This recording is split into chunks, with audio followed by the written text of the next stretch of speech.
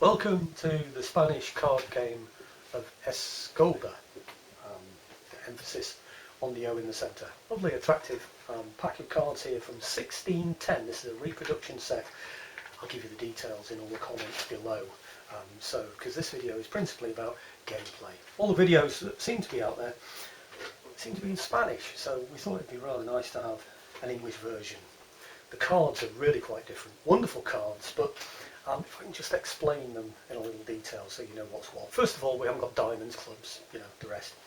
This is quite a specific deck.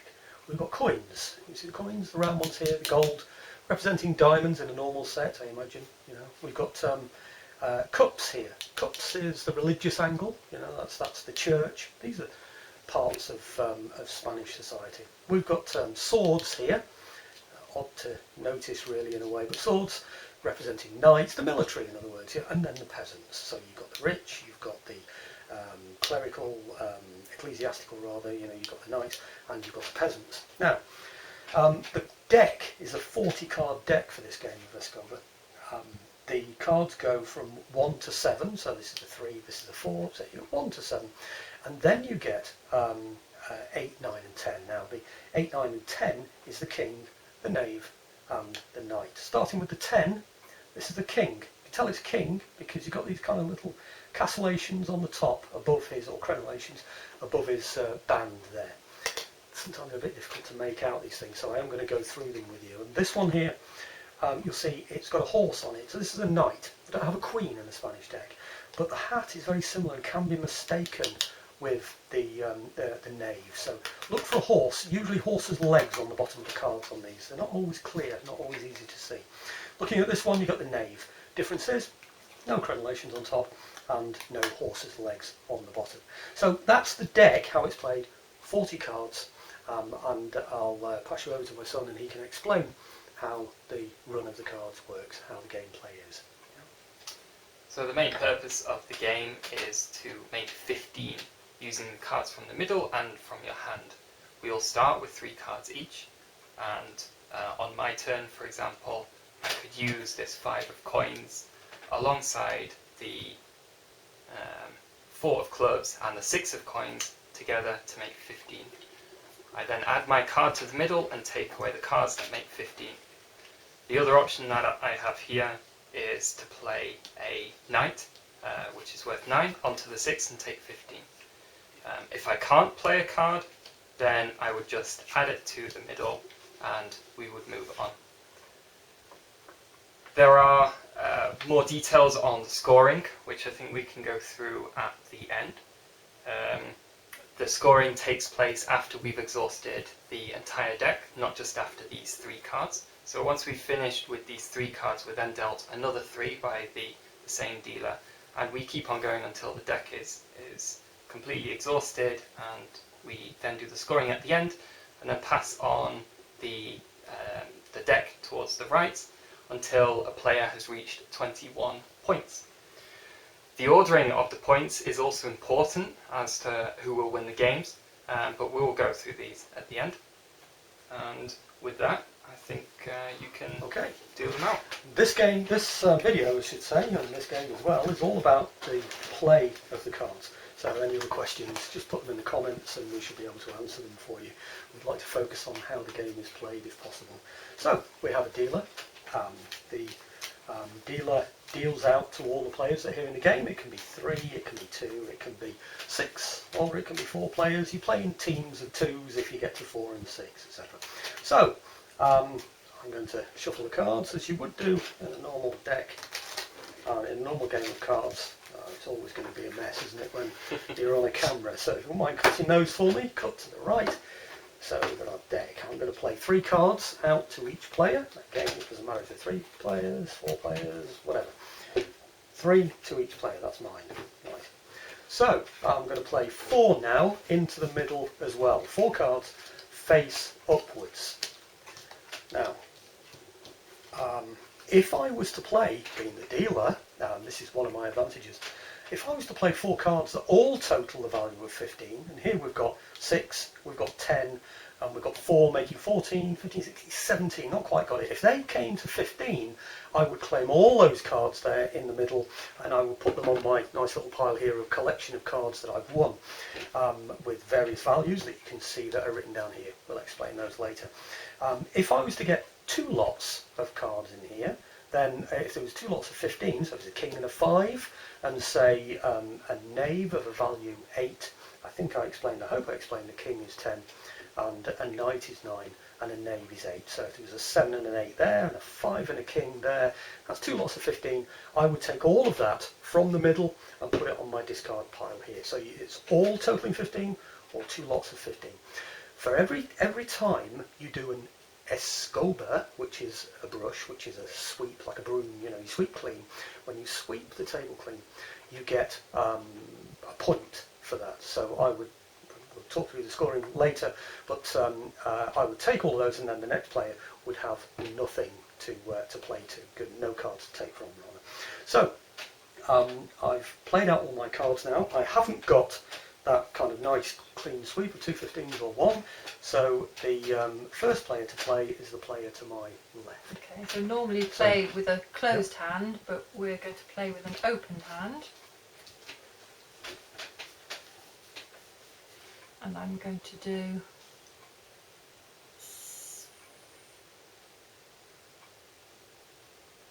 6 and 3 for 9, plus 6 for 15. Right, that's left 8 in the middle.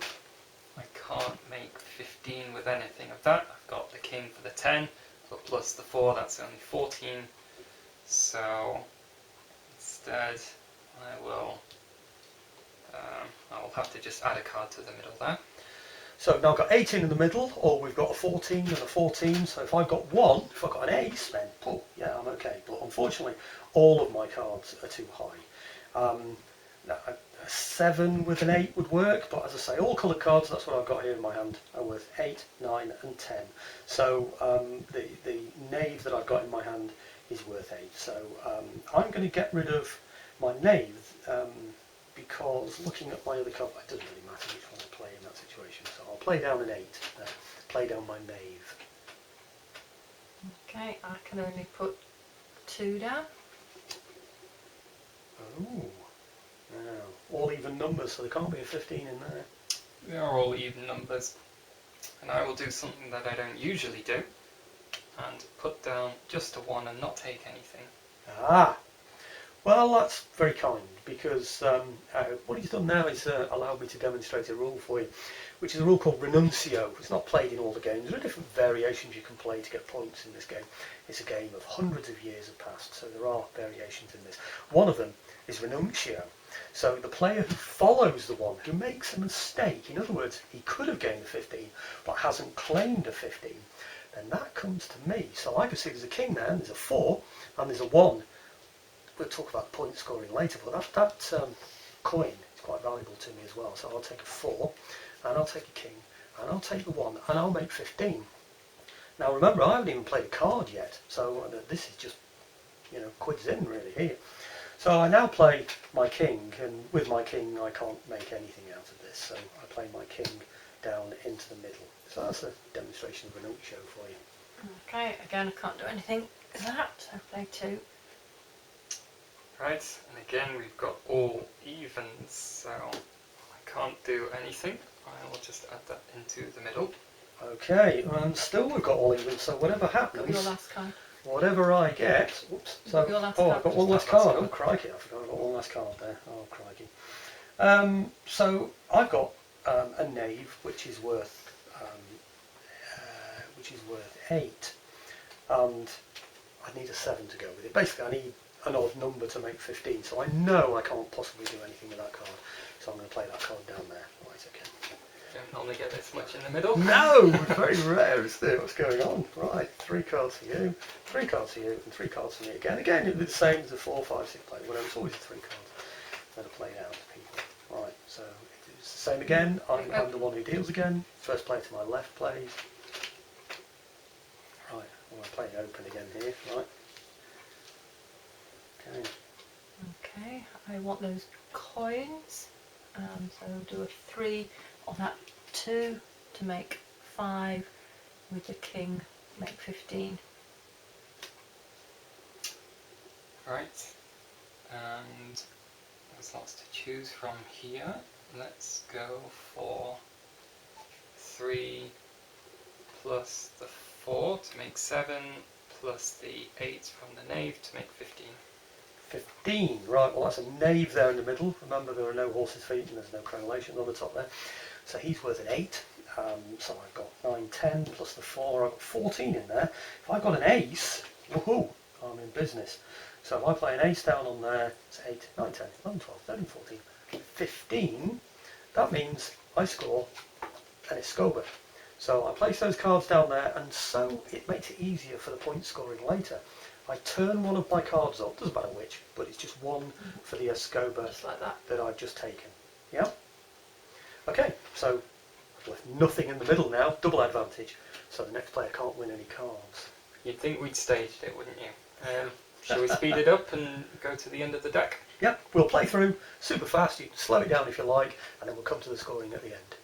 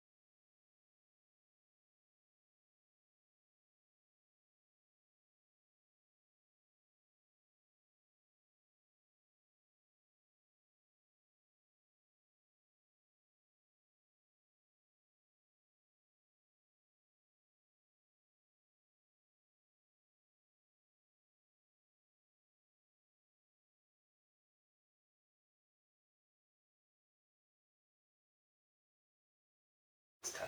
We're approaching the end of the game. We've all been playing, as you can see, all the way through. Hoping you can slow it down a little bit on the speeds there. I'm left with a 5. Everyone else has played. Last card to be played here. And I'm looking at what I've got. So I've got a 9 here. I need a 6 for it. I've got a 6. 7 over there. A 5 there. I can make a 9 out of that. I can't do a darn thing. So I'm going to play that card down there because that's all I can do. Now, the thing is, something that we didn't explain and is part of the gameplay is the last person to win a trick, the last person to win the cards, some of the cards in the middle here, is the one that takes everything that's left at the end of a deal. Well, Richard over there was the last one to win, so all those cards now become his and they're added to his deck. Right, so now we start to total up our cards. I'll let you explain the scoring system. I left it on the table here. You wouldn't normally have this here, but obviously we thought it'd be nice for you to have access to that. So, Alright, so we start with the escobas. Those turned up cards are each worth a point. I haven't got any here. okay, you're going to tally these up for us, Rama? Yeah. Okay, so I've just got the 1. 1. Alright. Next Okay. up is most cards, so count your cards. Cards. 10. Oh, I did all right there. 14. 16. 16. Oh, you can tell because obviously the cards come up to 40. So I kind of knew she was going to win that one. So that's 1 point. Next up are the coins. So count up your coins. Just 2. This hasn't been a good round for me.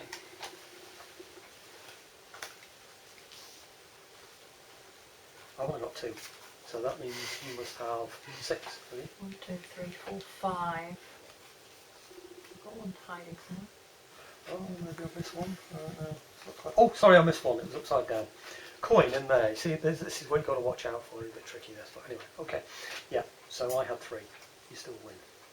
Alright. And then we've got the most sevens.